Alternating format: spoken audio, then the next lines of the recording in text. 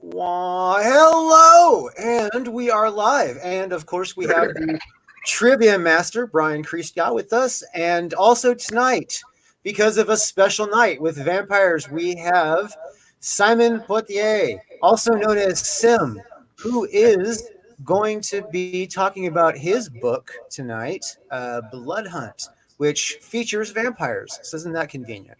So everybody yeah. say hi. So, hello everyone. Yeah.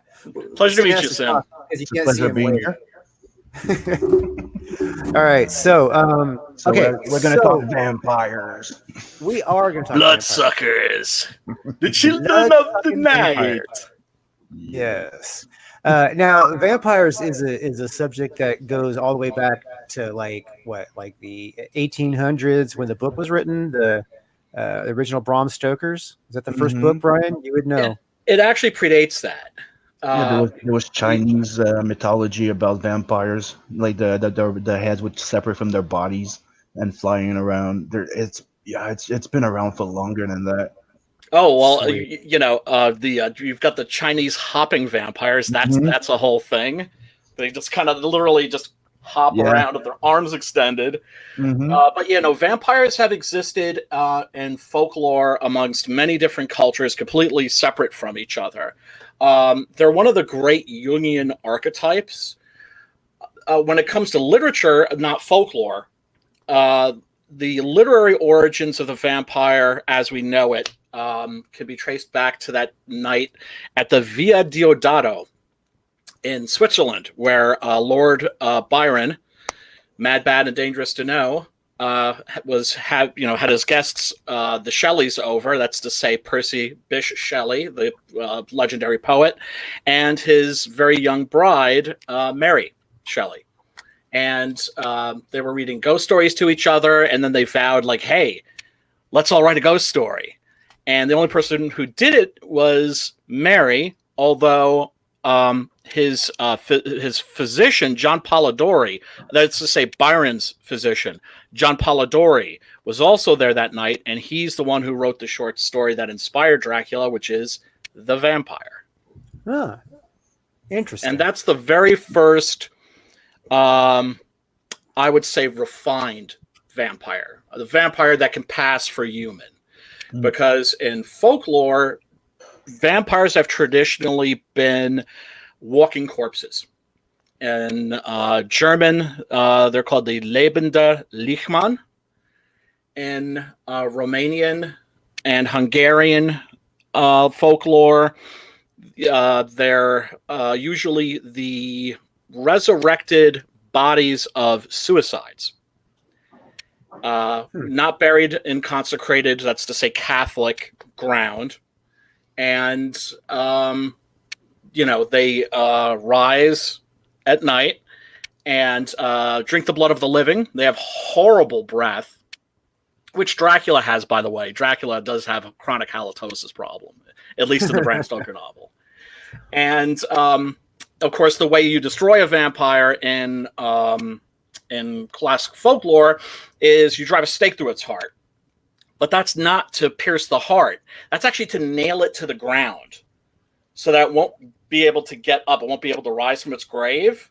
And then for good measure, you chop off its head, you fill the mouth with communion wafers, and then you're usually good. But I guess carrying around the communion wafers is kind of important then.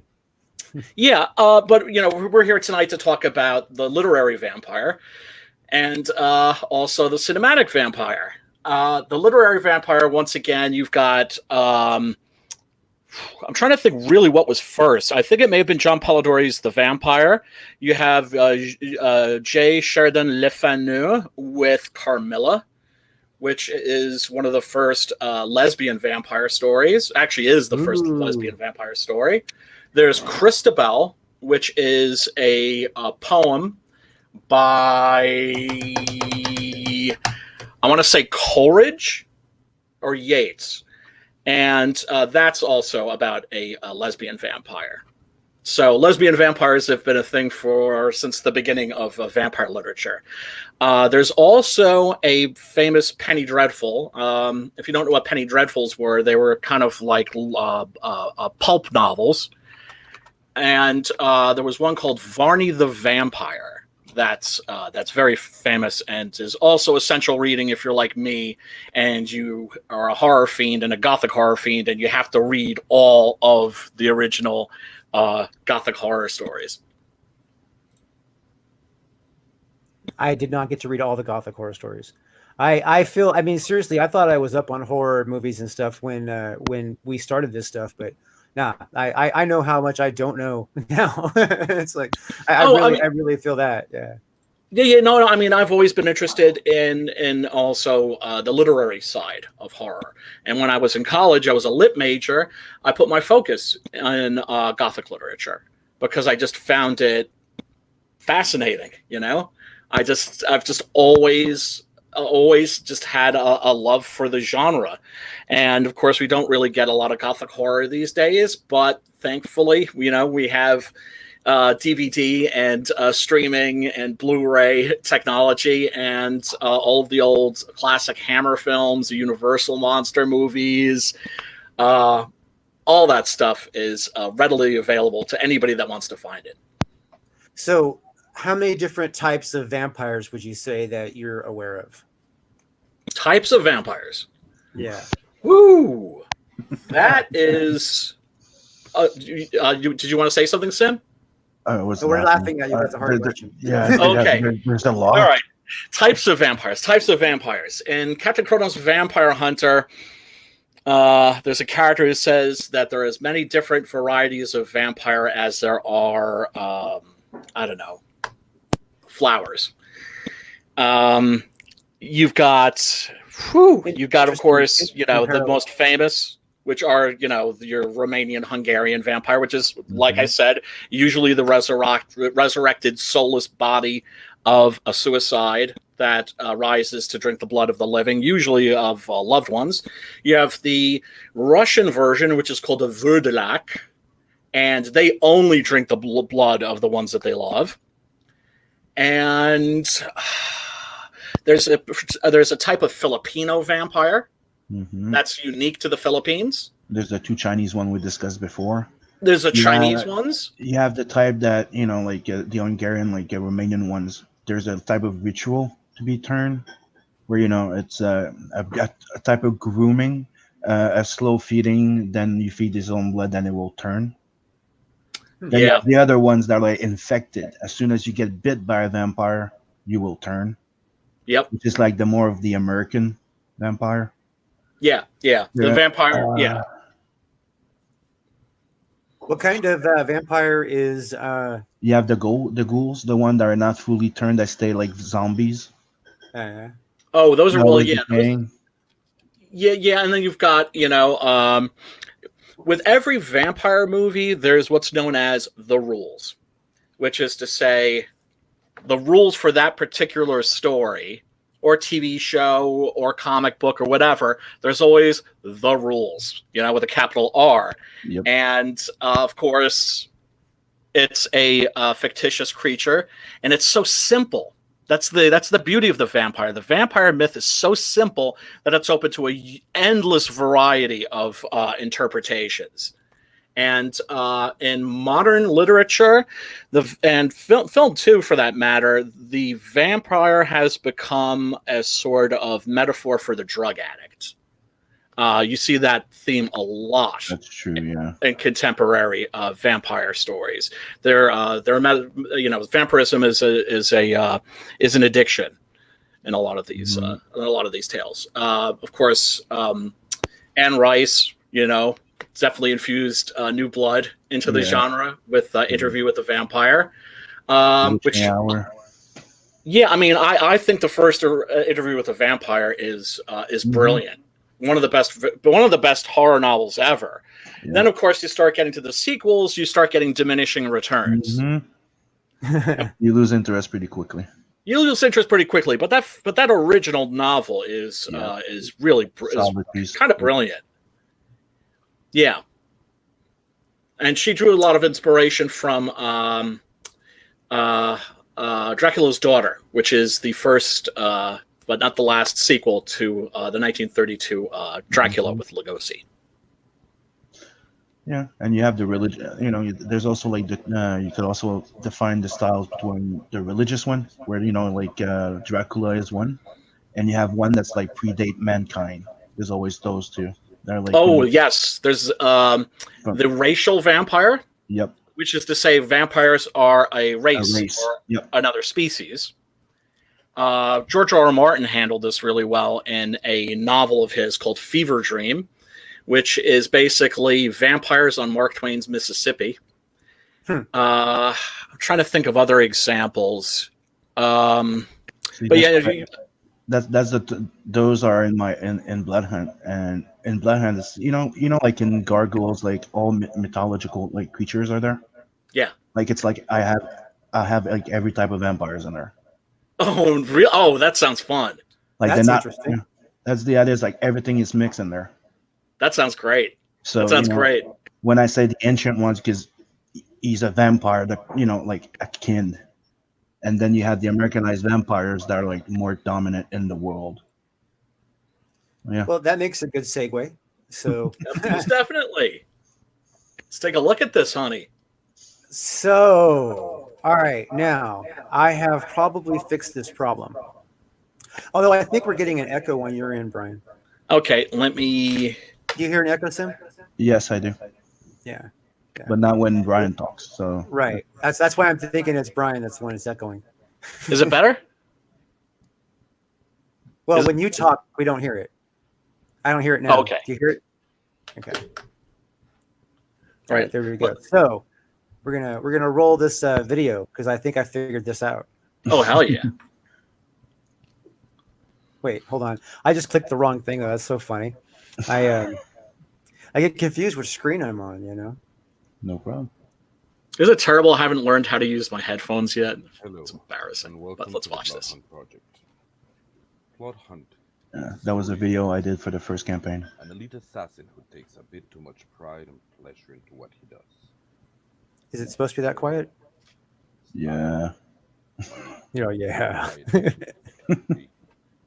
Oh, I'm triggered. Secretly dating his current thus I saw the naked female form. Guys of a simple job to take out an old man who happens to be an elder vampire. Now, awakened as a vampire, he discovers a world hidden in plain sight, a world of the supernatural as he seeks to exact vengeance on the one responsible for his death. The blood hunt begins. People who have poor speakers are going to be screaming at us right now. You sons of bitches! Can't hear shit. There we go. There's some music.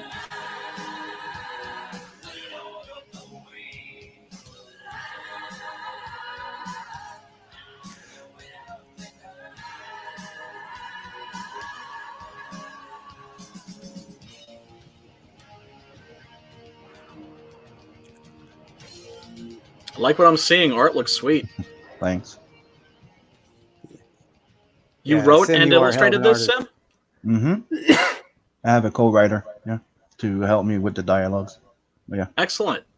You have an interesting accent, by the way. Where are you from? I'm from Montreal, Canada. Ah, you're Quebecois? Exactement. Oh, okay. I like Quebecois. Generally very cool people. Thanks. Yeah, sucking up, Brian. If you go down, there's like 10-page sample. All right, here we go. So And since I it can was even so show you quiet, something. you want to give us the summary again real fast since it was so quiet in the video? The basic is he's an elite assassin, like John Wick. So he gets set up and sent to his death on a mission. And it's supposed to be like a favor for a big boss of the mafia, right? And it's go take out a man that stands in his way, a very powerful man. And he needs to make it look like, he died in his sleep, like a natural death. So he's insulted. He says, it's below me, type of thing. Complains, gets there, tries to kill the old man with a pillow, but he realized that it's a vampire. So somehow That he, backfires, I guess. yeah. So let's just skip that part, and he's a vampire now. Ugh. So Wow. when he comes out of this, he realized that there was a world hidden in plain sight that he never saw before, and he sees creatures around him. There's there's a gargoyle in one of the panels. You see like a demon walking with a dog, and that's when he meets those guys there in an alley because he's learning that there's rules that he should not be feeding off vampires type of thing because he doesn't feed off humans. He doesn't like it, but in that particular scene there, he just hunted on their turf. So Yeah, because there's he was rules. just. Yeah. So she was a vampire. No, she in the story that's right after he gets turned. So that's when he falls. He loses control to the hunger. So he Ah, kills like an innocent person, and that's what makes him the only thing that shocks him is the fact that he lost control. He can't control that thing. And when you start the story, he's in love with he's dating his boss's daughter. So that's why he gets set up to his death. ah. Oh, so he's So going his to want boss some didn't like payback this. for that. Yes. And now he has these new powers, but of course he's got to figure them out because I'm assuming that when you start the story, he's human, right? Yep. Unless you're jumping around in time. No. So I guess we get to discover like this world along with him. This is right after he's done, meeting the ancient vampire. Right? He killed him, survived, and that's when he learns that he's gonna actually be feeding off like supernatural creatures because there's supernatural creatures in that world, not just vampires. And he realizes that on supernatural creatures and vampires, he absorbed their thought, like memories. He can gain powers. It gives him a higher kick than human blood. So he lives solely on monster blood. Yes. Sweet. That's a new idea. I've never come across that one before. Yeah, and he's not to make sure that people understand, he's not a vampire hunter. He's a vampire assassin. Like he doesn't kill vampires. He's get paid to kill anything. Right. He's an assassin. He's not Blade. Right. That's cool. It looks great. The art's really nice. Yeah. Thanks. Definitely. Yeah. I seriously, I was checking to see when I backed it, and it was like at September 21st. So it's like I backed this thing forever ago, man. I'm like excited to get this book. Finish it already, damn it. I'm about to. I'm finishing the last 10 pages as we speak. Really? You're drawing and talking at the same time? Yeah. Of course I am. I'm always doing that. You artists are multitaskers. I know that. Hold on, I'll show you something. We writers would be nothing without y'all. Share screen. Boom. That's a double page spread. Nice. That's when you meet the werewolves. Out of the car, yeah. Yeah. That is cool. Oh yeah. Those are 2 backers that paid the werewolf tier, so they get morphed into werewolf. And that's when that's very cool. You just played, big boy, like, yeah, let's go, and then you see them morphing, and he's like, the fuck. That smell like wet dog.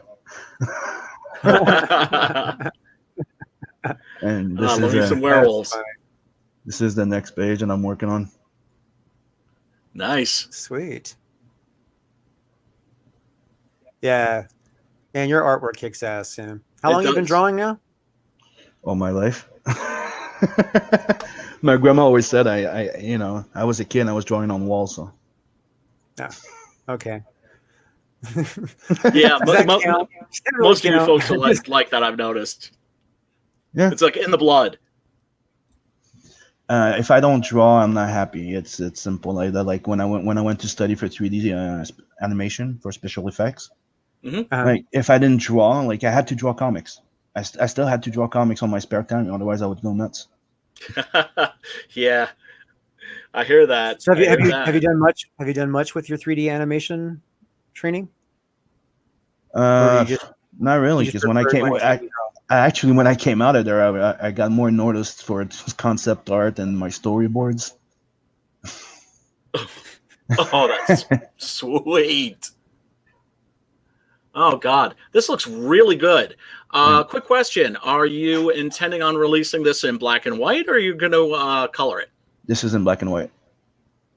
So it's because I love black and white comics. I wanted to do Six Gun Gorilla as a black and white comic, but black and white is kind of a hard sell these days. Yeah, the first campaign, when I launched the first campaign, I was asking for like I think 5,000 or something. Mm-hmm. But the idea was that I wanted to print a colored edition plus a black and white edition. But everybody just wanted the black and white.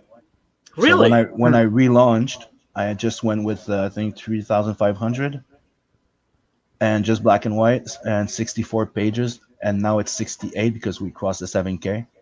Nice. Very cool. But there's two covers. That if you get the color cover, the interior is black and white, and you have the wraparound cover. That's in black. That cover is black and white. Beautiful. Yeah, this artwork's cool, man. It is. Especially it is. I'm sorry for that. Like I said in my update. I'm sorry. Like I'm not really late, but I got delayed because of like 4 months of waiting for my money. Yeah, that was messed up. The whole Indiegogo, like making you like. But when I ended the campaign, everybody knew because my end date was ending in like December to ship, because I extended for a month. So it went from November to December, and I'm like, I'm not shipping in December. So I'm like, I'm gonna ship in February, March. So even though I got delayed a bit, I'm still holding to be shipping in March. So I'm working my ass off right now to ship in March. A 2-month delay is not a big deal, man. Not at all. Not like 6 months or a year.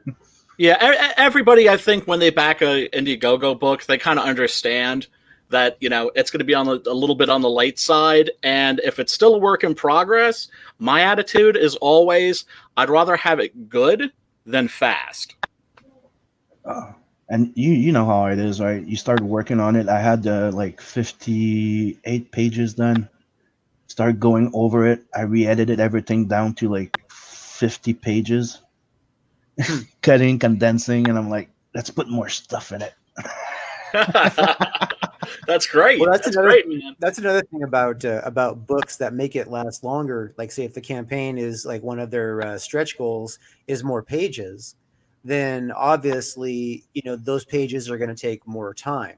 Mm-hmm. So, it's not like you plan that ahead. I mean, not everybody can have their book done. I mean, it's crazy hard to have your book done before the campaign. I was lucky in that respect.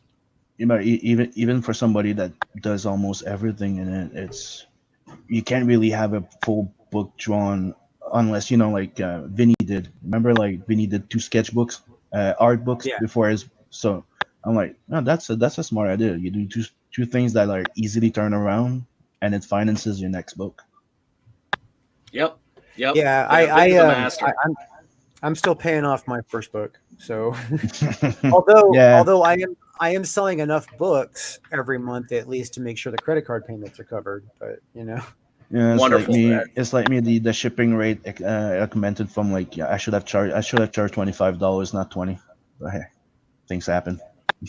Yeah, well, yeah, shipping. A lot of people that's one thing I didn't do wrong.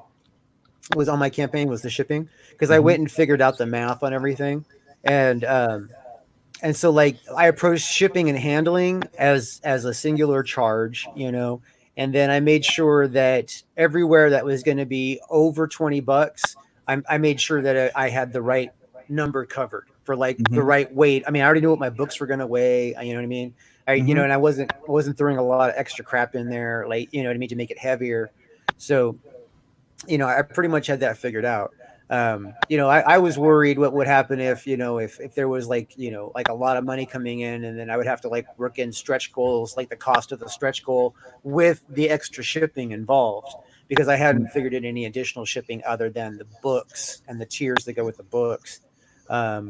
Yeah, I mean, that's, to me, that's the shipping is the trick, because in the US, I mean, there's you can do priority mail and media mail, and obviously you're going to get the same quality shipping in both priority mail or media mail, just priority will be faster, right? And sometimes not that much faster, because media mail sometimes is 2 days. You know what I mean? It goes they say 2 to 9 days, and it can really be up to 2 weeks in some cases, but it's still the same quality shipping as priority mail. And then you can't, out of the country, it's always priority mail. You don't have like a media mail option out of the country. So when you think priority mail out of the country, like Canada, which is like the cheapest, is anywhere between $15 and $19. Yep. Damn. And then that's what it is for me. For you, about $16 to $19. Yeah. Yeah, and then across the Atlantic, it's between $19 and $25, like 23 something. You know what I mean? And then like some countries are a little high, but I haven't had one that went over $25 yet. So then I know that I can do worldwide $30. You know what I mean? And then break down the countries that are cheaper.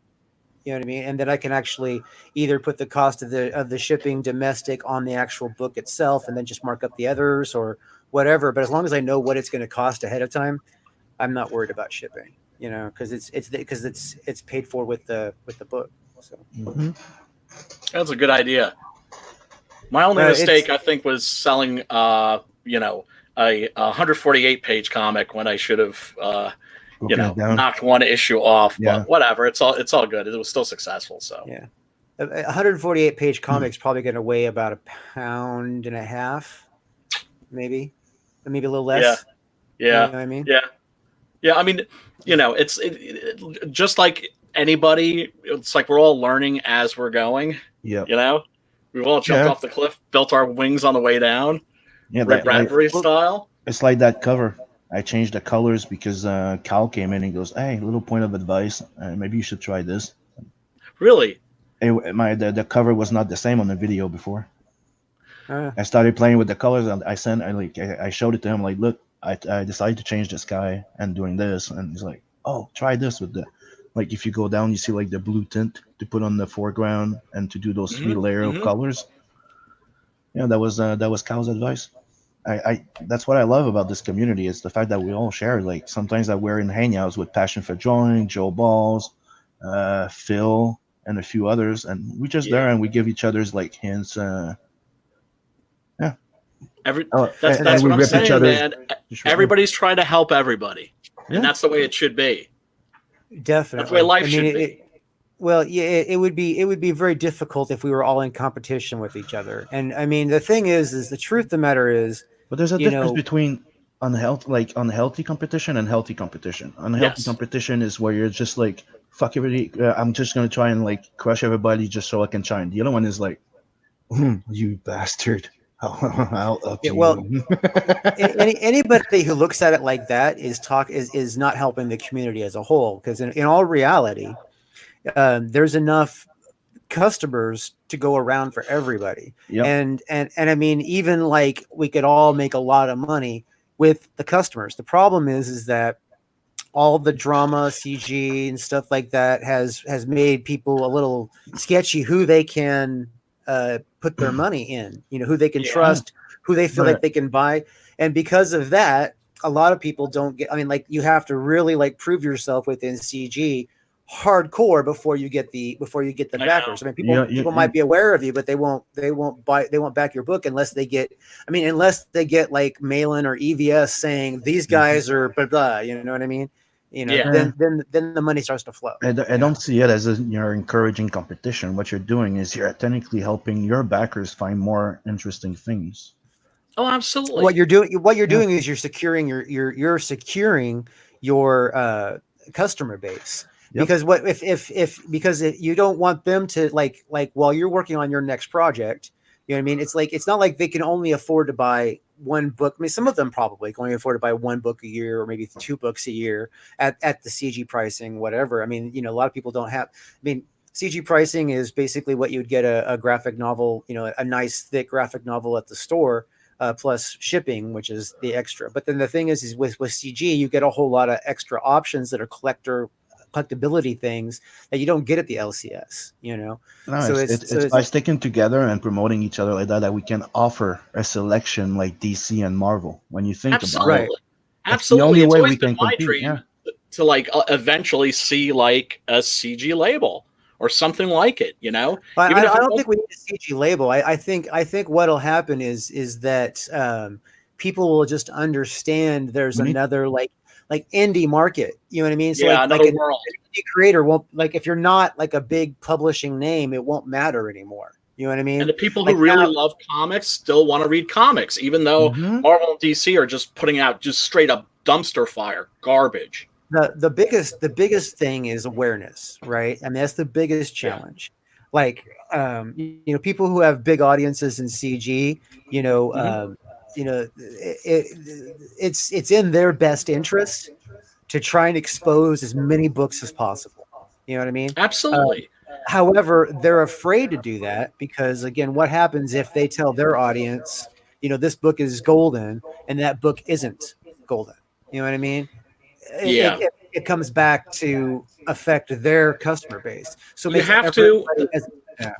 Yeah. I mean that's why I finally had a successful campaign after 2 unsuccessful campaigns, and I'm going to do what I can to help other people, in the door, so to speak.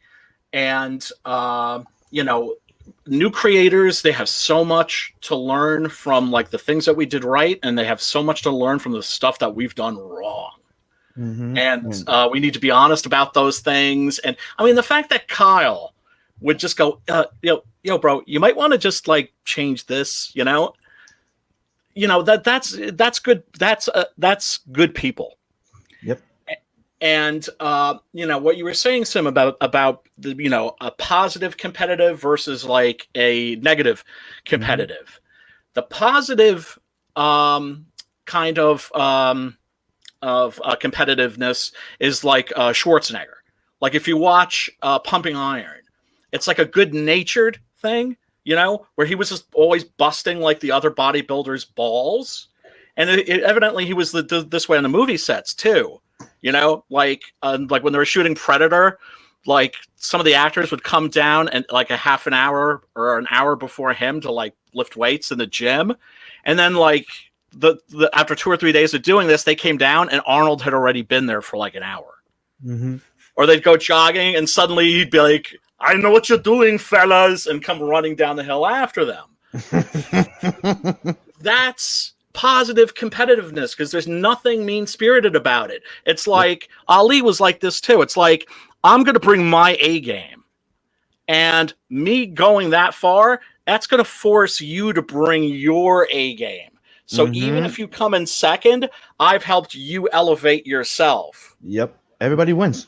Everybody wins. The idea is to bring each other to the top to their games. Yes, Right. yes. Yeah. The trick, you get it, brother. You get it. The trick is to build a market, right? And to actually create the market. We can't just count on Indiegogo. We just can't count on only just each other. Like we all have to reach out to everybody who's doing a book that's in the community. Even if we don't back them, it's hard for me to because I back so many books. I pretty much only focus on the books that I back for the most part. But I have to start reaching out beyond that because there's some books that are just mailing lists. Like I'm gonna back them, but I can't because they're not even available to back yet. You know what I mean? And I gotta like expand even beyond that. But the secret is that because there's so many of us, if we were all, even just the customers, you know what I mean, also spread the word, it would create a level of buzz around the books that we're doing so that it would actually be a marketplace where, people would just like, know to like search the hashtag Comicsgate and they would get a large level of quality books that they could pick from. You know what I mean? Yeah, Whereas Brown. now somebody's searching, if everyone does Comicsgate, they're thinking controversy and all this other shit. You know what I mean? Well, that's the problem with IndieCron now, isn't it? Yep. You know, it's like if you have your book listed on IndieCron, you know, then you're going to be associated with, you know, Edwin Boyette and those other fellas. You know, I came in just as that schism happened. Like, and I kind of got the feeling that I was almost like the last one through the door just as it closed. And now that door seems to be opening again. Let's hope so. I mean, EVS has been having just random people on. You know, I've been on twice. You know, I think also, you know, you have to have a YouTube channel. Yep. That seems like it's almost de rigueur. It's like, what do you think, Drew? Do you think you need a YouTube channel? If you have friends that have YouTube channels, and then you're good. And you have two choice. When you come in here, you have two choice. Either you're the type of personality that can host, right? That has an attitude, that has like character, like, you know, like is charismatic. Not everybody's made to do this shit. No, not at all. And your second choice is support and back and help those promoters, those YouTubers, like offer them like sketch cards to promote their freaking thing, to draw, to do draws. Go there often. Just go in and chat with them. Yeah. Just be present there. Yes. Those are your two choices. Yeah. Showing up. It's they difficult. build those promoters build us up, and we also need to build them up. It's very difficult to build a channel. You know, I've gone through it a few times, you know, and I actually, I mean, you guys, those of you who know me know that I have several channels, you know, and then obviously this one's my personal channel. And so it's like trying to put something on here that, you know, is, people weren't used to was kind of difficult. So it's like, that's why, like, there's 700 people that subscribe to my channel, but right now we went live and there's like, you know, 1 or 2 people watching right this second. Of course, later when this turns into a video and it's not a live stream, it'll get views, like 50 or 60 views, you know? So. And they're going to wonder at this point in the video why we're not talking about Dracula. You know, they probably are. We probably should get back to that. Although now everybody who hasn't yet, go back Blood Hunt. It's really easy to find if you search Blood Hunt on Indiegogo. Looks great. Here. Looks cool. You're part of the Monster Club now, Sim. You're part of the Monster Club. And all the creators that have monster books. Yeah, I tried to do something. I hope I succeeded, because I think I did my editor things I did. But, you know, to do something that's never been done with a vampire before, something original. And, you know, I'm not selling you a hero neither. Well, I mean, that's a difficult subgenre to introduce something to produce an original idea for. Mm-hmm. And, you know, and I've, you know, seen, you know, literally thousands of vampire movies, read comic books, novels, short stories, all that stuff. And I've never come across that idea before. So that's definitely fresh. If Brian hasn't heard of it, it's definitely fresh, because he is the trivia master on shit. Oh, yeah. I could go for a reason. Yeah, I seriously challenge everybody to try and stump him. I really think that would be something that we would, you know, like have a lot of fun trying to do. I want to get people in the chat, live chat, to try and stump this guy's trivia. I guess Monday nights is not a good night for people, but Brian, you know, it's not like, you know, I hope I don't come off as like a know-it-all. No, you just a passionate guy. To know your shit. Yeah, you just know a lot of shit. Okay, yeah, because it really is like. Yeah. It's nothing I cultivated on purpose. No, you're not cocky about it. You just open your mouth and it floods the fuck out. It's awesome. You know, it really does. No, you get me talking about the things that I'm passionate about, and, you know, comics and horror movies and monsters. Yeah, you'll have a hard time shutting me up, especially after a couple of beers. Especially after a couple of beers. I do so long to go through the crowd. You notice the shadows operating separately from To him. be in the midst Yeah, Different that was like one of the and first things I rush noticed. of Yeah. humanity. It's animated Disney style. I To love it. share its life. Its Well, actually, all the special effects in this movie It's were different. in camera. There. Mm-hmm. You, Count, are There's even some miniature work. the owner of Carfax Abbey at Purfleet. Oh God, Congratulations. Keanu Nunu's worst performance, Your man. throne writes most highly of your talents. They say you Okay, are Gary Oldman, that Okay, what? ridiculous This hairdo though. I know, it's so stupid. And It's like I a like this Victorian movie, by the way. Yeah, But me too. yeah, no, I mean, it's not certainly not perfect. No. You know, and it's more Francis Coppola's Dracula than Bram Stoker's Dracula. Yeah. But there's nothing wrong with that. It It was his best movie in vision. years. Yeah, and Gary Oldman. I mean, come on, that man Very good. is a hell of an actor. I mean, Yeah, he sells roles like crazy. I couldn't even Yeah. begin to tell you how many pivotal like roles that man has done. Oh, Gary Oh Oldman is a yeah. No, master actor. he's a heavy hitter without a doubt. It's just, you know, when that film And came out yet and you it are had the that worst title Bram Stoker's Dracula, powers. you know, and it's certainly not. For one thing, it has the endless eternal love angle, right? Right. That is not from the Bram Stoker novel. Nope. The Dracula that's in Bram Stoker's novel is a fiend. Yeah, he's a beast. And like I said, has chronic halitosis. He's not a romantic figure, and Nope. he's also barely in the novel. That's one of the reasons why, you've had so many Dracula stories, is because you see so little of that character, and yet he makes such a powerful impression. Even when you don't see him, but you feel his presence, like in the Voyage of the Demeter. But yeah, what was I going to say?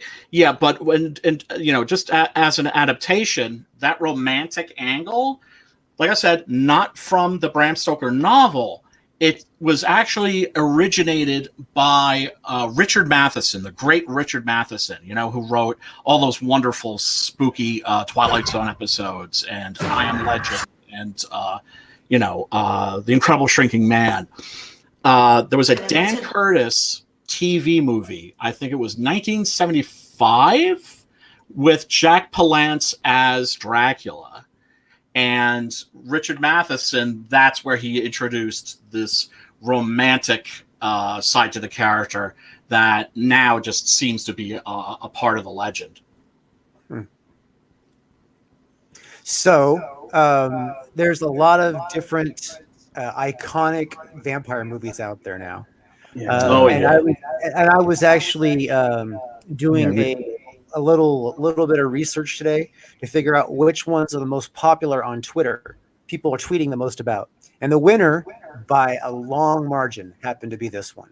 They must have hidden the copies around here somewhere. Yeah. Came out 84, same year as Near Dark.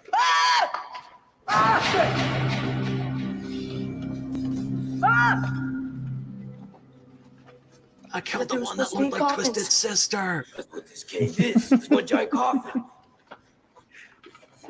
So it was pretty weird how I expected one of the other more classics. I actually expected the Netflix Dracula to be the most popular right now on Netflix. Right.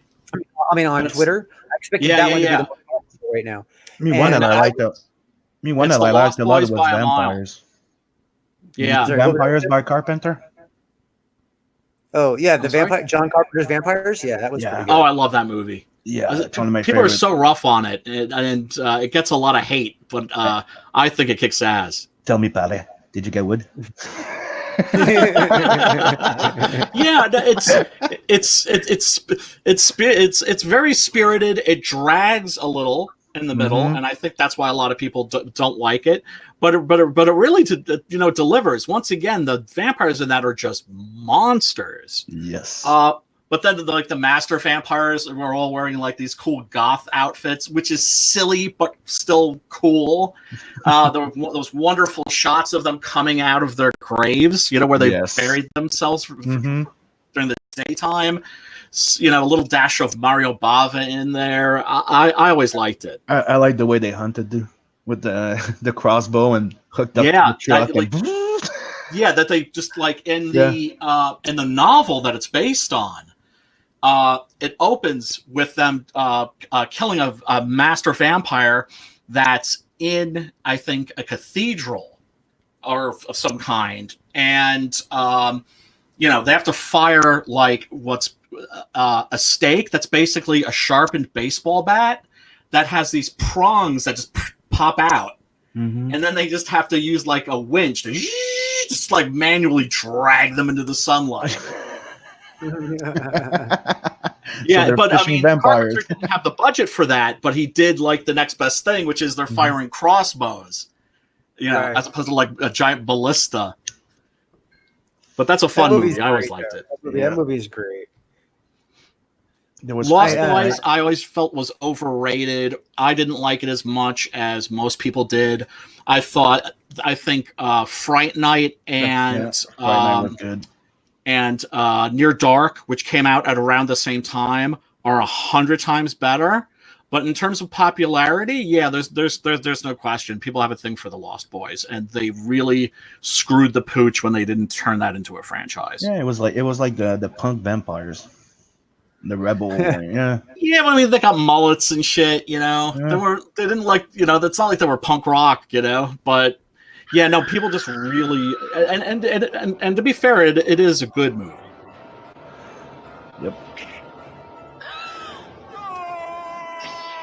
Do you know that part that's played by Roddy Dowell? You know who that was written for? Peter Cushing. Oh, Peter Cushing. Think about that. But Cushing said he was retired when they came to him and offered him the part, which is so sad because it would have been the perfect swan song to Peter Cushing's career. Yeah, wasn't he like failing in cognitive at that point? No, it's just he wanted to stop working. Really, after the death of his wife, he was never the same.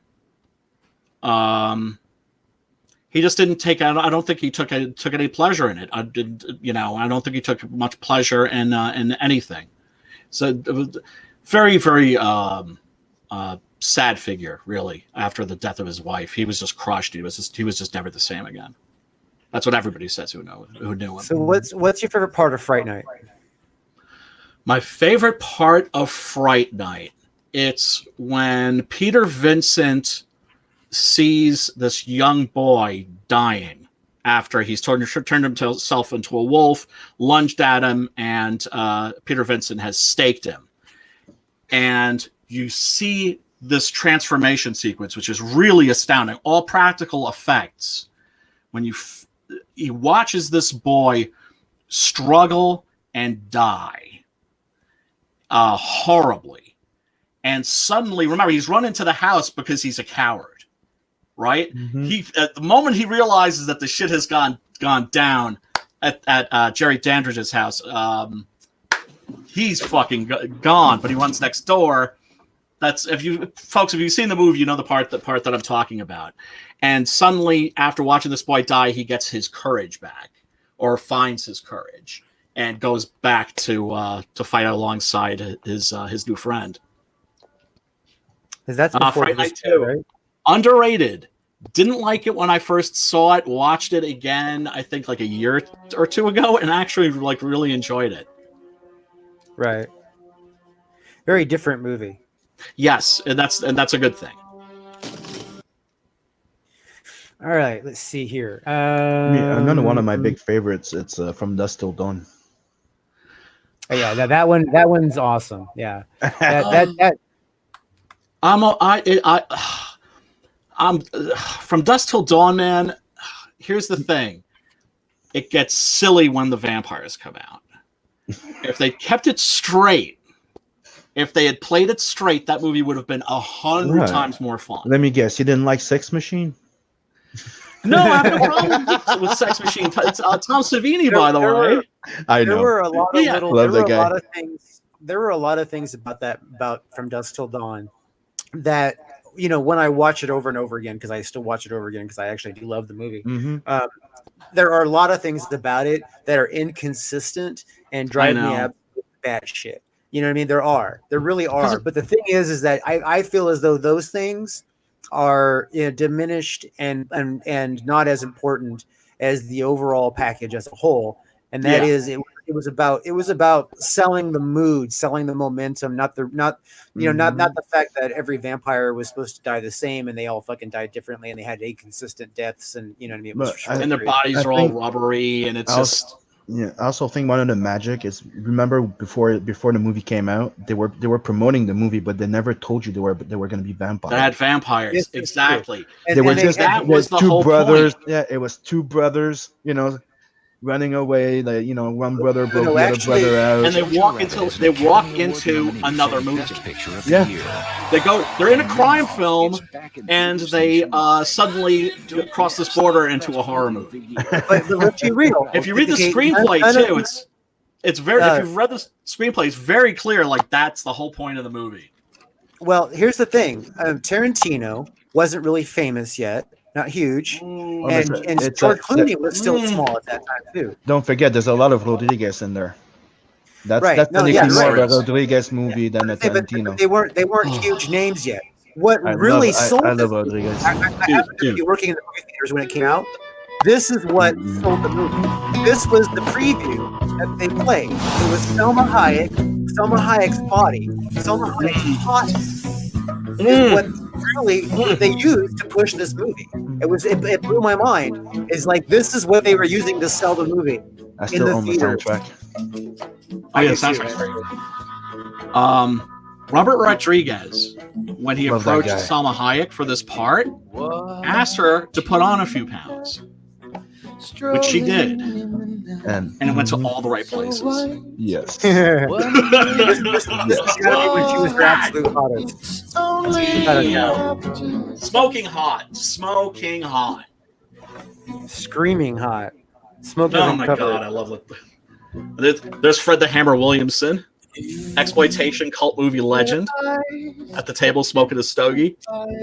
Right. It's when I saw Tom Savini the first time. I'm like, oh shit. Yeah. I first saw him when I was a kid at a Star Trek convention, and he was promoting Maniac. Yeah, I met him here at the Montreal Comic Con. There was of course, we're all looking at Sama. My goodness. She would have made a great Daisha Thoris. She would have. I didn't like the one they chose for. No, I didn't either. She was a bit of a Mary Sue.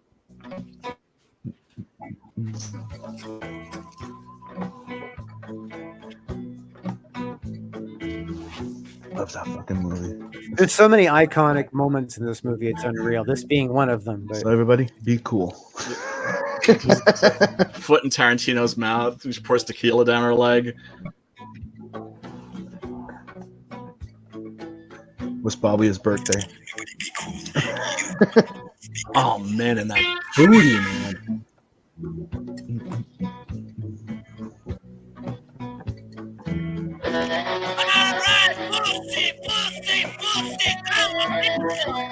So, by the movies I like, you get an idea of the type of vampires I have. Yeah, and the concept is just cool because, of course, it's just this roadhouse that vampires have set up just to have victims just walk right in. And so they have an operation going. And then, of course, there's that wonderful Kingdom of the Spiders type shot at the very end of the movie where you see the back of the place, and it's like a ruined Aztec temple. Right. Because, of course, the Aztecs worship a blood god. Oof. Yeah, when they back up and you see that they've been there for years, ages. Yeah. Dumping cars and trucks. Yep.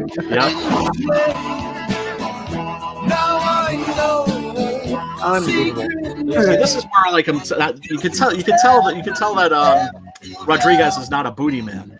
And I'm like, bring the camera around, please.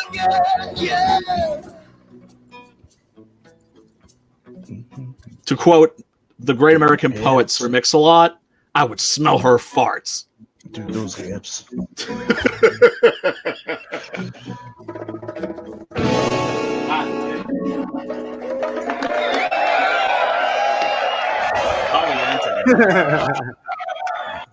And that's Muy when we got the caliente. and that's when we got the what the fuck moment when we watched the movie the first time. Like, what? Yeah. Vampires? The fuck? Yeah. Like, I knew, but that's because I think I had read about it in, like, Fangoria magazine. But still, you know, I mean, that's what got me interested, was that it was supposed to be like a crime movie that suddenly turns into, like, a balls-out horror film. But then, of course, it doesn't fully commit. That's what drives me crazy about that movie. And I agree. There are lots of iconic moments, some very good scenes. Overall, certainly an okay B movie. But like, oh fuck, if they just played the vampires straight, they would have had a classic. Mm-hmm. If they had gone less monstery in Dusk Till Dawn, you know what I mean, and less cheesy, I don't think the movie would have done as well with the youthful audience. I think that, you know what I mean, because people just wanted a little bit over the top. Think of I know Bordello of Blood, how well that did because of how crazy over the top that shit was. You know, did it do well? Yeah, it did. It did just because of that. It's not a great. It's not a great. I've never seen it. It's not a huge success, but in the theater, the box office, it was very successful. It was actually, really, it played for a long time. Yeah. Oh, see, I thought it was a failure because they stopped making Tales from the Crypt movies. Yeah, but since it's a Tales from the but they were expecting a bigger hit, but for so it like underperformed, like Blade 2. Yeah. What was I gonna say? But Demon Knight was amazing. Demon Knight was. Oh, I like Demon Knight a lot. Yeah, they did a few Tales of the Crypt movies. I think they just did 2. The new Creepshow series is excellent, by the way.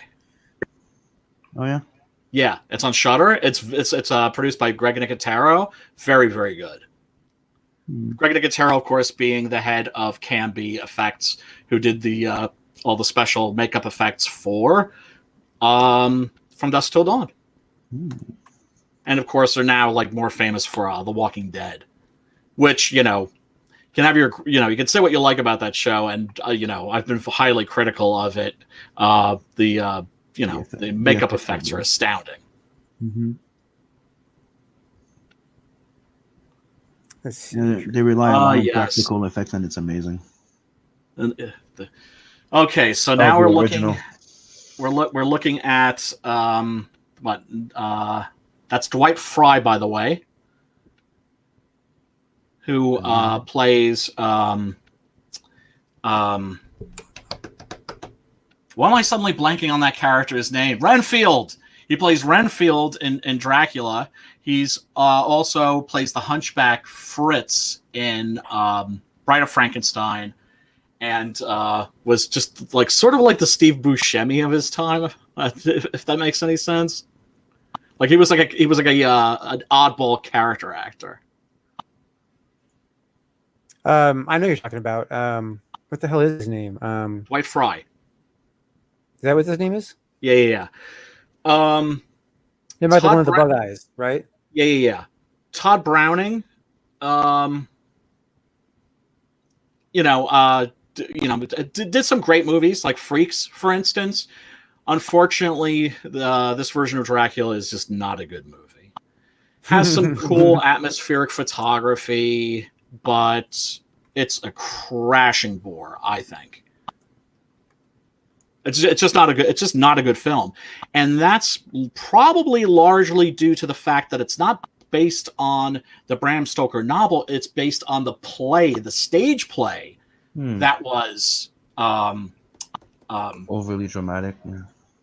Yeah, less than faithful. Very, very stagey.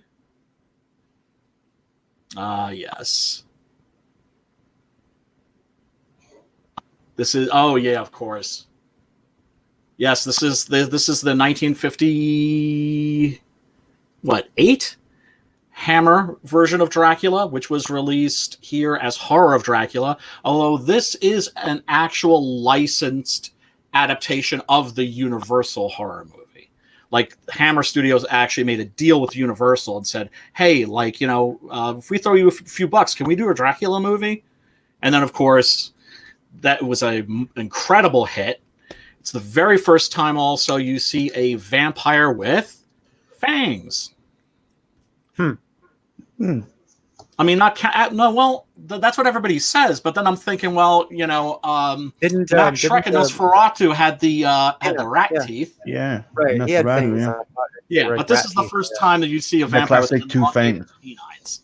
Yeah, the two. Yeah, with the fangs of the canines, right? Yeah, the big tent peg fangs. Yeah, like a bat. Yes. And of course, the Hammer films, very low budget, but looked sumptuous. They did a lot with very little, and then of course this is the first time you really see the sexuality coming to the forefront. Oh, and that iconic shot of Christopher Lee as Dracula.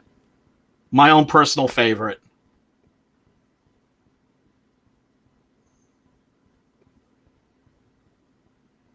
How come we don't hear it? Did I not? Oh wait, and he's genuinely fearsome in this.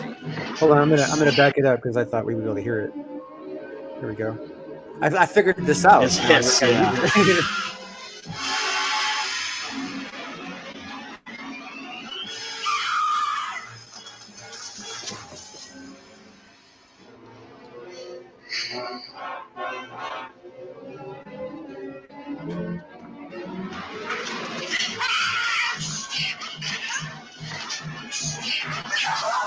You notice how her dress is practically see-through? a lot of eroticism in these films. It's technically supposed to be a nightgown, right? Yeah. And the films got, you know, progressively sexier, but when they got to the point where they could show nudity and they started showing nudity, it wasn't as sexy. It was always sexier when they had the women in these very revealing outfits. When I was researching this, I saw some like Dracula movie where he had like a whole like harem of like hot chicks, and they were like brides. A little bit like lesbianish. His brides, yeah. Brides, that was called. Well, he has three. He has 3 brides in the novel. Oh, no. Yeah, well, there's a lot more than 3. I can't remember the name of this movie. Oh yeah, and they're like harpies, right? And some. I'm sorry, Sam. I just think I just spoke over you. What'd you say? I said they also like some of his brides were harpies type of thing, right? Like he turned into harpy. Oh, I think that was in Van Helsing. Mm-hmm. The feature film, the feature film, which was really more like Solomon Kane than Van Helsing. But you know, I had a very, you know, it's not a great movie, but it does have its moments, and there's some really interesting monster designs in that. The Frankenstein monster in particular, the way his head sort of comes apart like he's some kind of a clockwork creature. Mm-hmm. I did like that they gave that twist to his brides instead of just being like, you know, they're they can turn into harpies. Yeah.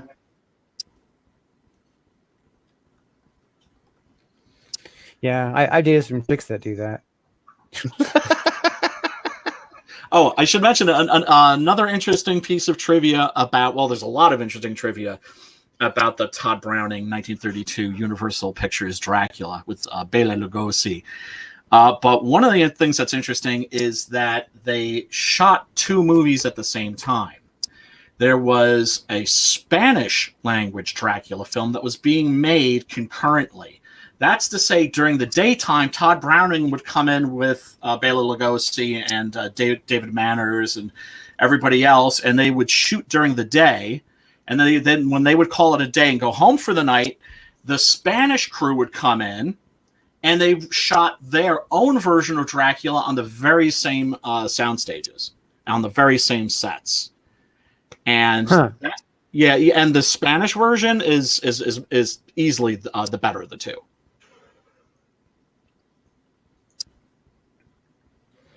And as for Lugosi's performance, on the same set, no, on the same exact set.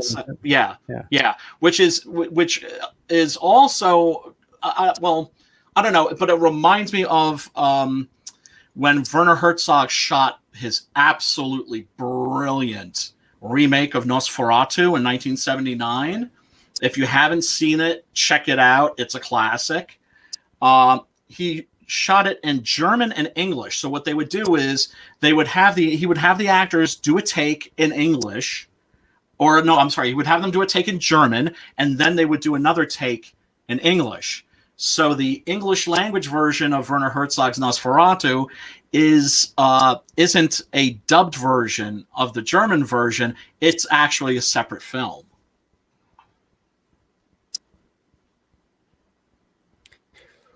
And of course, when you buy it on DVD or Blu-ray, it comes with both versions.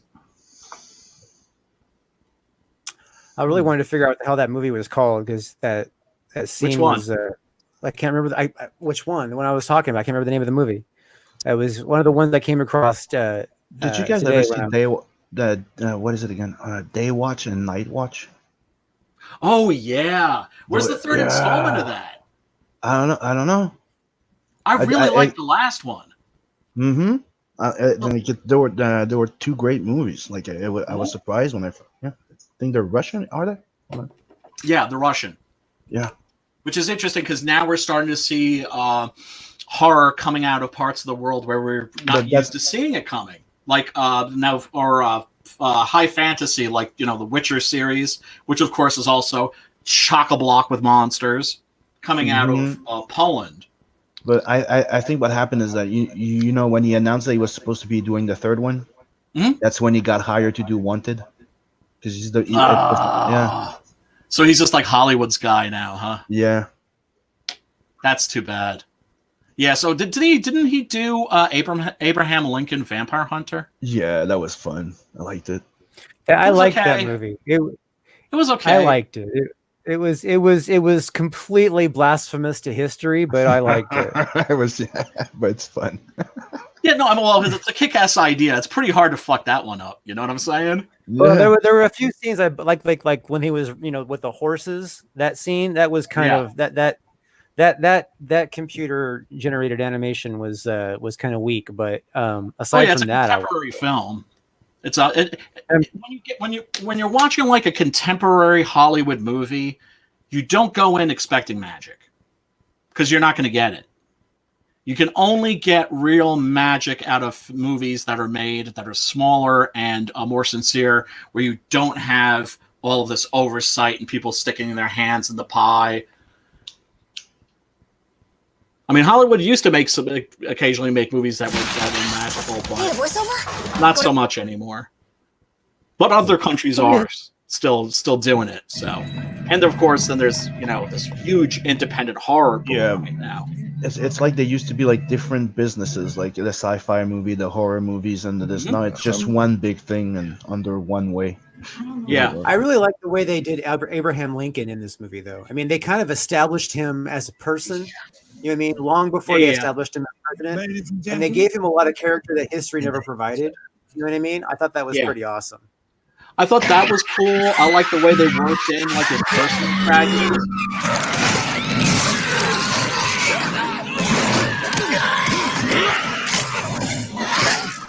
Oh, I forgot. That's Anthony Mackie, right?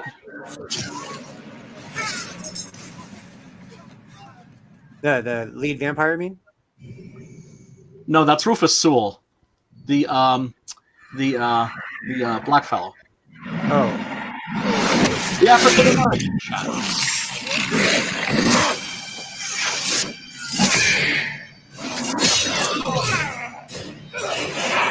Abraham Lincoln kicking ass with an axe. So. Yeah, I mean, like I'm not going to enjoy that. Yeah, no, of course. Yeah, no, I got a kick out of it too.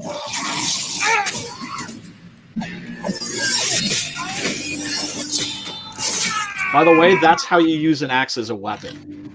You keep it moving. Well, because it works on momentum. You can't cut anything with like a slice. You have to flash right through it. Yes, yeah. That's absolutely how you would use an axe in a fight. I mean, of course, he's doing extra flourishes and everything. I'm into HEMA, historical European martial arts, so I know all of this useless stuff.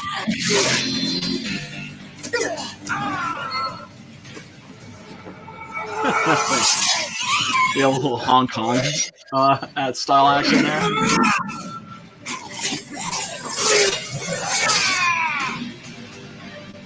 Yeah, and the vampires are properly vile and despicable as well. That's what I liked about it. Yeah, me too.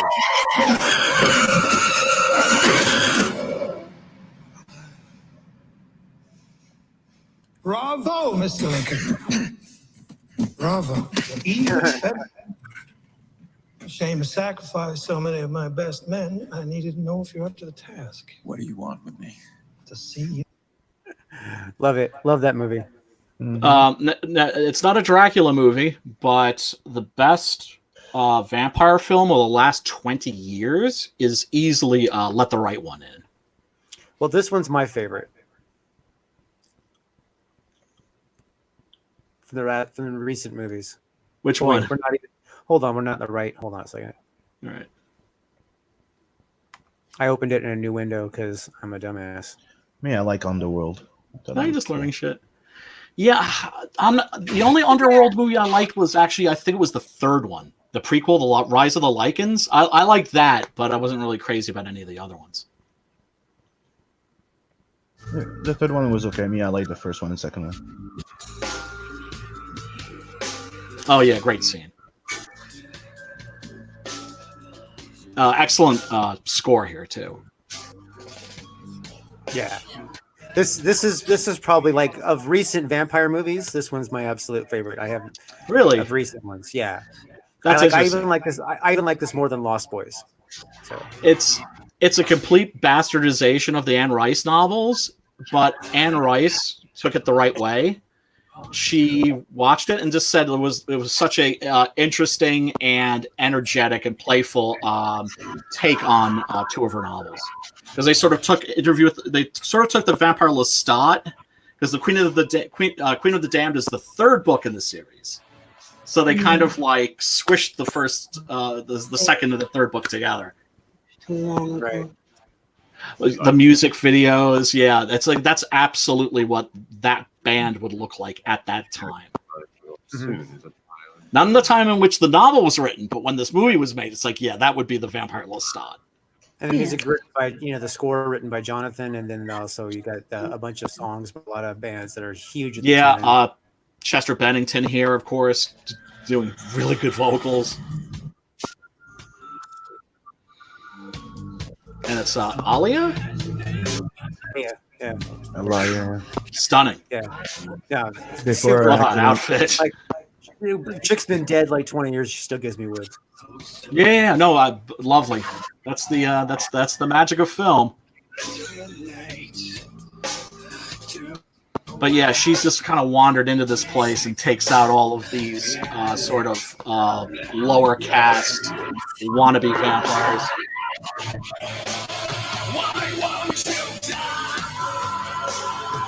Like in the novel, she just makes them all just spontaneously combust around the world at the same time.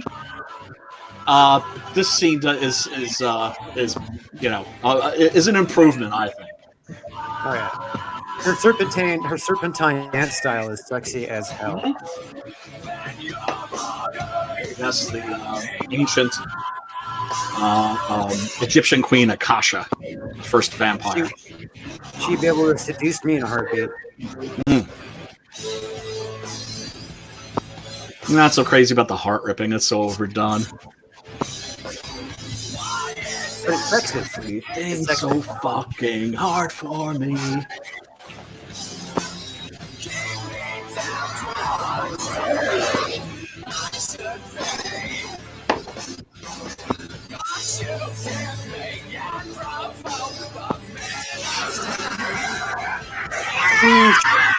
Yeah, she does make that poof. Being that she's the original vampire.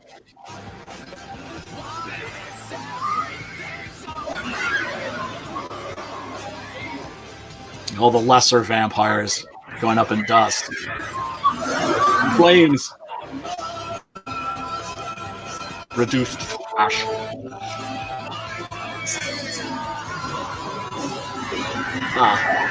James Hayes says, I only like Underworld for Kate Beckinsale. Yeah, she's not too hard on the eyes, that's for sure. I like the Swedish adaptation of Let the Right One In. Oh, yeah.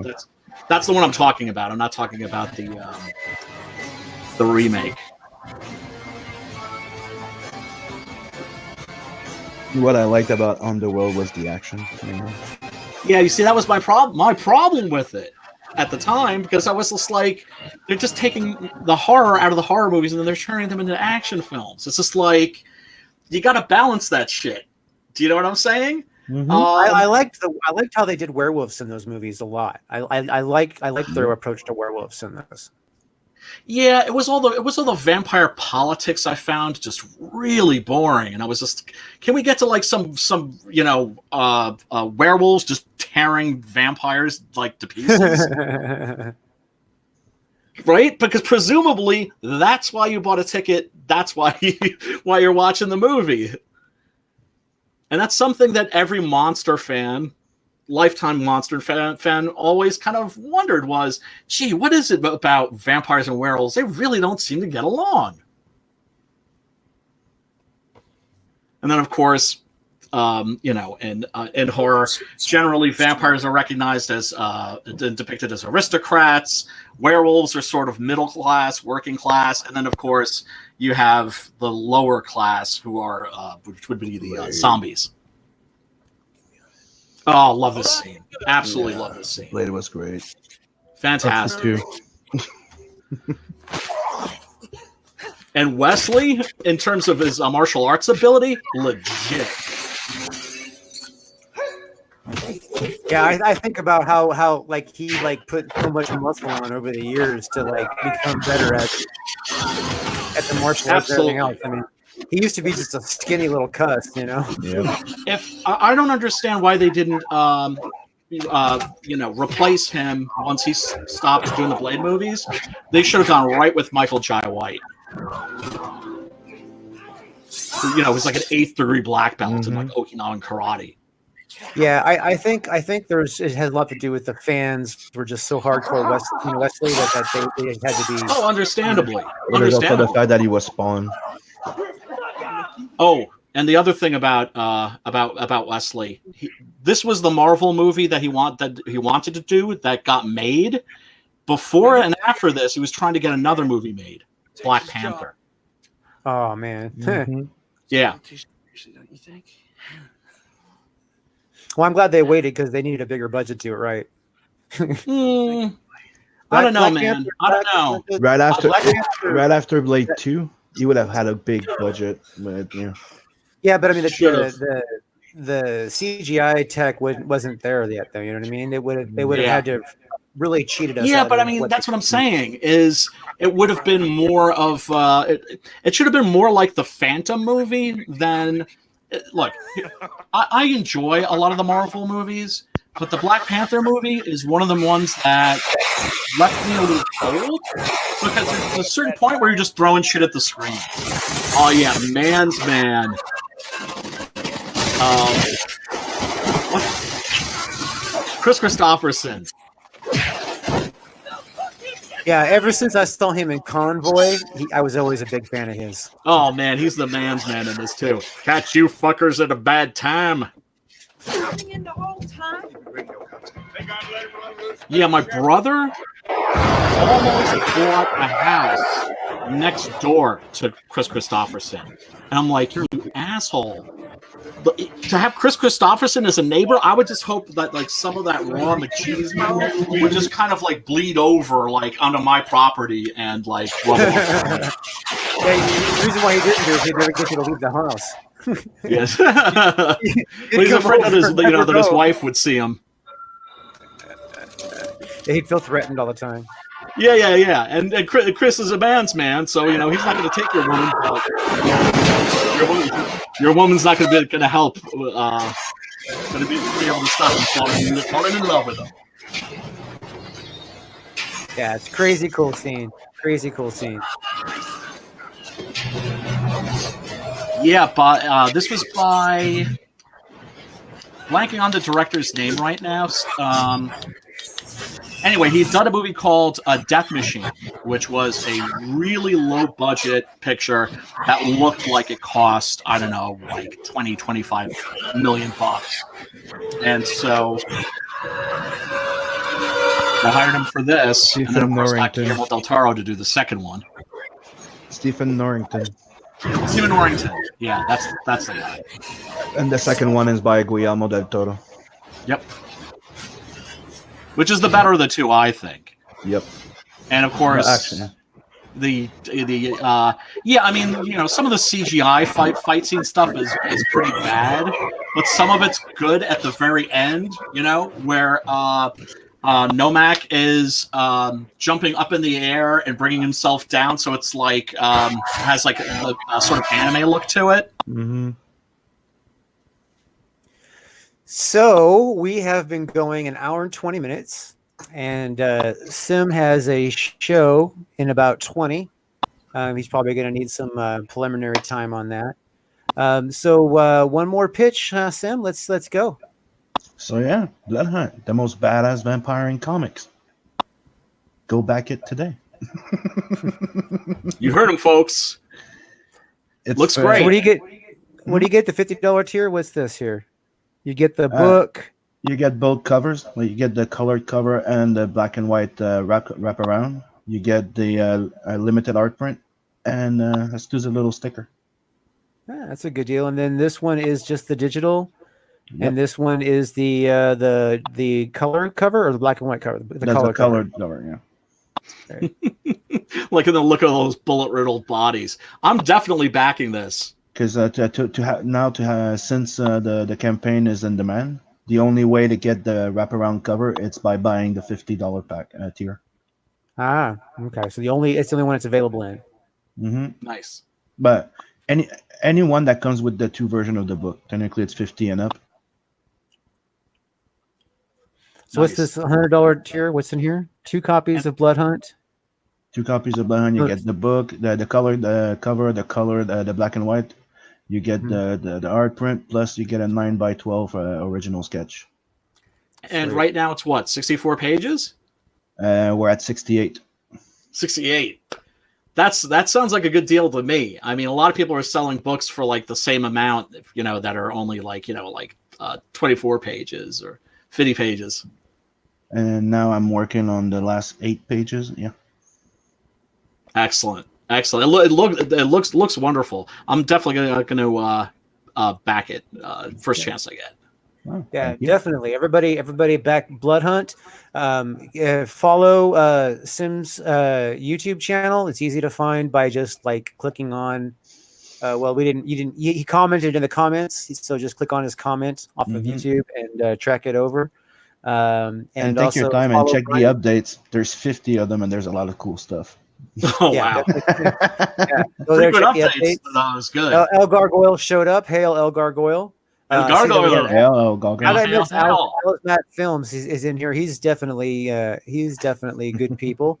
We can't wait for the Roadkill Duck. I mean, Road Warrior Duck. Road Warrior Drake. Road Warrior Drake.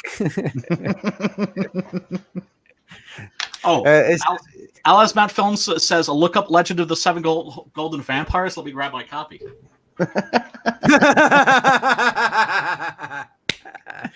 Of course. Of course. Well, you know, organized. Brian, you're gonna like knowing that one of the biggest inspiration of behind Blood Hunt is like vampires. I'm a big fan of Carpenter and Rodriguez. Me too. So yeah. Yeah, no, it looks like a great book, man. I'm definitely looking forward to checking it out, and I'm happy to see that.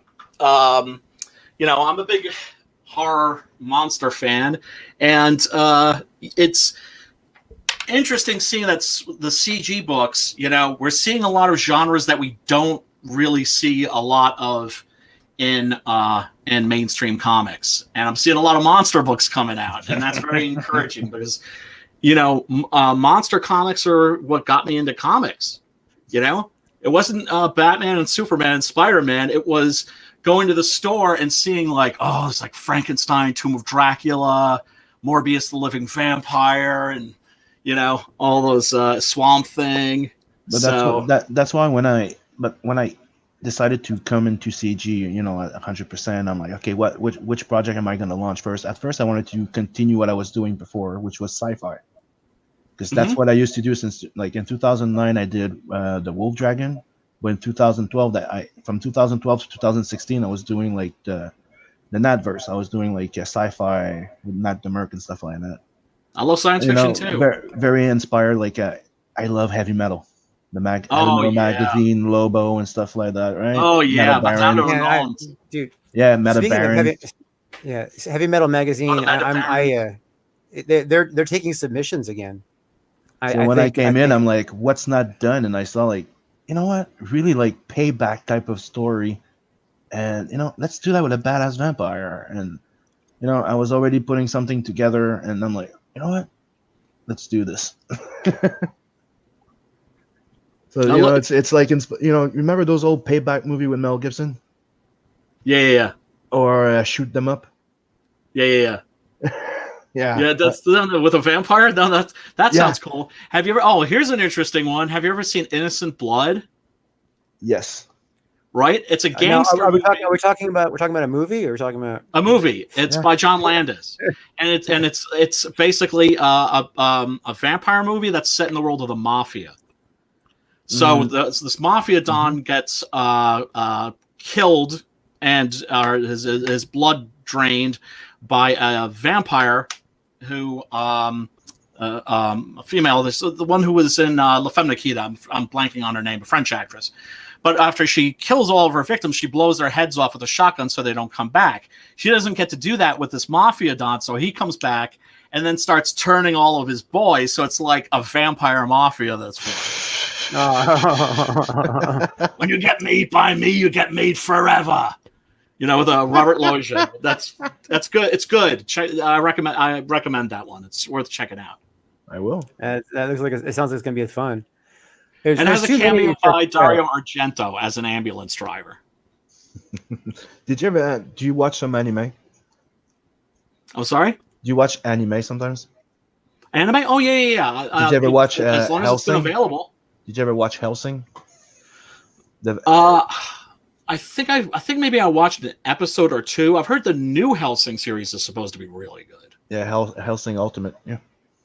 Yeah, I haven't seen that yet. Give it a try. I'm not ready to watch Castlevania. Is like next up on my list for Netflix. Is Castlevania?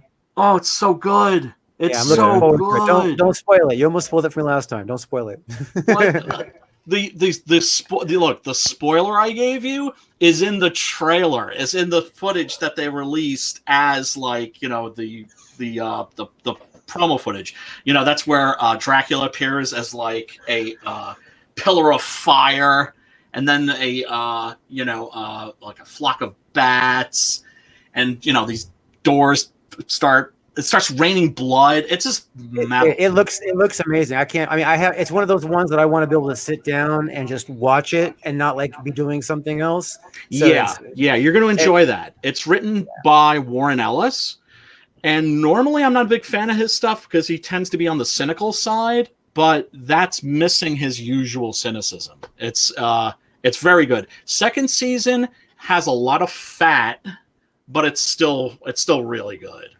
Yeah, well, I'm still watching the Dracula. I got through the first one. I like it, but it feels like a made for TV movie. You know what I mean? It is series. Yeah, it is. And it's just so I'm like, it's just, but it's a really well produced TV movie. No, it's good. I like it. It's just I feel like it drags. You know what I mean? It's just, it does a little. Well, here's the thing. First one's set at Castle Dracula, right? But I only watched the first one so far. So okay, the second one we'll discuss it when I finish it. Me, I'm gonna have to go. Yeah, all right, Tim. Hey man, take care, brother. Thanks for showing up. So, Brian, it's nice meeting you, brother. It was nice meeting you. Hoping we get to do this again. Hey, we'll probably come over to your channel afterwards, man. I'll send everybody over there. Oh, that would be fucking cool. All right.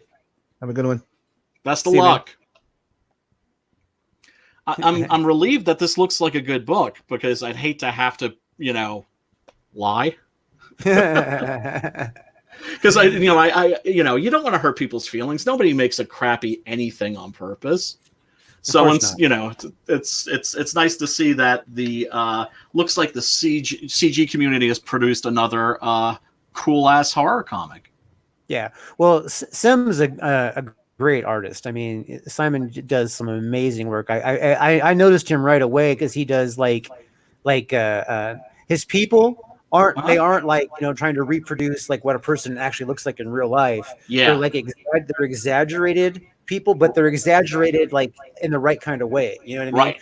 They're not like, oh, people have too big of heads or whatever. No, he takes their features and exaggerates their features. And I love that because it's cartoonish, but it's not cartoonish. You know what I mean? Oh yeah. That's kind of the style that I think we arrived at with Six Gun Gorilla, because Adrian's style is normally more cartoony, and we sort of met each other halfway because I knew he could do a non-cartoony style because I'd seen him do it in like the Dark Horse Star Wars comic. So we managed to like meet each other and come to a spot where we were both happy with the finished product. Yeah, I dig it. I can't wait to get it. He said it's almost done. I'm excited. It looks great. Yeah, definitely. All right, everybody. Thank you for coming and watching. And James Hayes, I'm going to have to give you a wrench because you don't have a wrench yet. Everybody else has wrenches, but you don't. No, I'm kidding. Everybody, you have a wrench in like every single freaking how do you give somebody a wrench? Oh, wait. There we go. Boom. Now, James has a wrench. Have a way at it. Have at it. Well, he needs one. He's got a wrench in everybody's chat. It would just be a shame to not let him have one in mine as well. Yeah. No, you don't want him to feel left out. That's for sure. No, I'm going to brag on James because you see, I look at who's done the most referring to Captain Love. Obviously, I've done the most. You know what I mean? But like he definitely has second place on that on the referrals. He's definitely sent a lot of referrals over. It's a very nice book you're holding there, Brian. Yeah. It's a bit of an eye catcher, don't you think? And I have to say, also, it smells wonderful. I know. This is the best smelling comic of the year, folks. And actually, it is good. And once again, relieved that that Captain Love is actually a really good comic. Me too. Yeah. Well, that once again, nobody wants to produce. You see how much garbage is out there. Nobody sits down and says, "I want to make a piece of crap." I imagine some people do. You know what I mean? They have to. Well, those are the movies that are bad on purpose, like Sharknado and all that crap. I mean, some of the books that I see are crappy, and they got to be doing it on purpose. I mean, there's just no way that they can make a book that bad on accident. Well, that's the thing. Right? The medium used to be a artist-driven medium. Like when I was a kid, it was all about the artists. People didn't really care much about the writers. Now that's changed. Now it's a writer-driven industry. But I always will feel that the artist is always going to be at least 5% more important. Because fact of the matter is, if somebody picks up your book and, you can have the best story in the world there, but if they pick it up and they look at it and they look at the art and they go, ugh, and it's going back on the shelf. The artwork, I would say the cover is what makes them pick it up off the shelf. Yes. You know what I mean? And then the artwork is the thing that sells the book because they don't read it. Absolutely. And then the story and the characters, that's what keeps them coming back. Yeah. Yeah, exactly. If you deliver a good story, then they're going to want more. Hopefully. That's the most important thing, Have a really good story and it's also a good idea to confer with your artist and kind of like ask them also like what they like drawing. Sometimes, because that they'll put that much more passion into it. Well, I wanted to make sure my artist stayed passionate, so I give him like all the flexibility I possibly can. You know what I mean? Like I will like say this is what I need to have in the panels, and then anything I don't communicate, he's allowed to elaborate however he wants. So as long, and then the problem is that anytime he does it, it becomes canon, so he has to stick with it. So Yep. Yeah, no, you have to watch out. You have to watch out for continuity.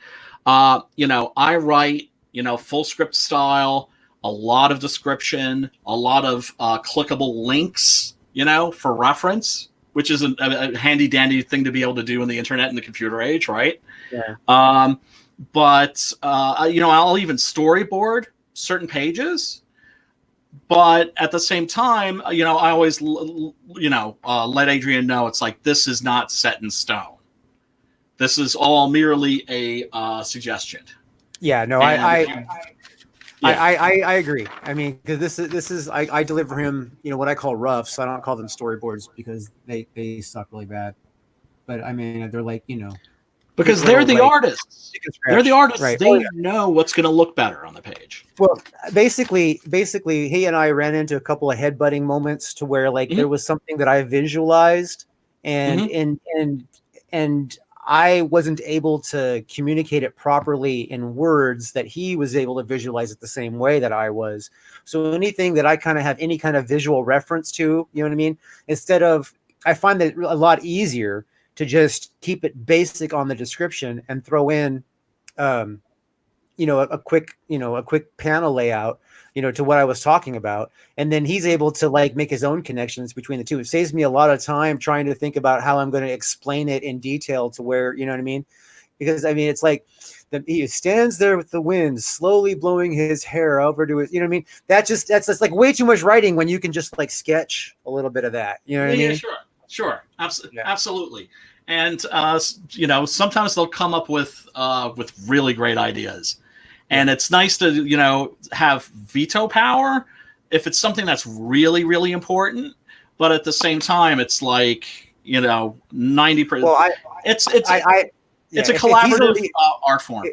If he's already drawn it, he better be able to admit that he's wrong or it's not getting changed probably.